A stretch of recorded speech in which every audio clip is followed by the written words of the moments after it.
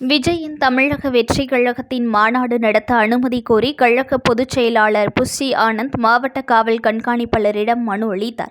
தமிழக வெற்றி கழகத்தின் கழக பொதுச் செயலாளர் புஸ்ஸி ஆனந்த் 23/9/2024 ஆண்டு மாநாடு நடத்த விழுப்புரம் அருகில் வி சாலை கிராமத்தில் 85 ஏக்கர் நிலப்பரப்பை வாடகைக்கு பெற்றுள்ளதாகவும் அந்த மாநாட்டிற்கு 1.5 லட்சம் பேர் வருகை தர இருப்பதால் மாநாட்டிற்கான பாதுகாப்பு அளித்திடவும் அனுமதி அளிக்க கோரியும் விழுப்புரம் மாவட்ட காவல் கண்காணிப்பாளர் அலுவலகத்தில் கூடுதல் காவல் கண்காணிப்பாளர் திருமால் அவரிடம் மனு அளித்தார். பின்னர் செய்தியாளர்களை கட்சியின் பொதுச் செயலாளர் புஸ்ஸி சந்தித்த போது கட்சியின் தலைவர் விஜய் அவர்கள் காவல்துறையிடம் மனு கொடுத்துள்ளோம்.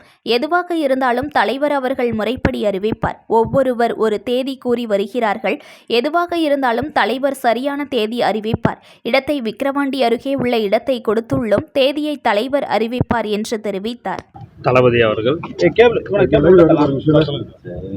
காவல்துறையிடம் மனு கொடுத்திருக்கிறோம். அது சம்பந்தமாக எதுவாக இருந்தாலும் தலைவர் அவர்கள் முறைப்படி அறிவிப்பார். எல்லாரும் ஒரு தேதி ஒன்று மாநாடுக்கு சொல்கிறாங்க. அது தலைவர் எந்த தேதின்றது அறிவிக்கிறாரோ அதுதான் கரெக்டான கொடுத்துருக்குறோம். இல்ல விக்கிரவாண்டிக்கு கொடுத்துருக்குறோங்க. அது தேதி தலைவர் அறிவிப்பார்.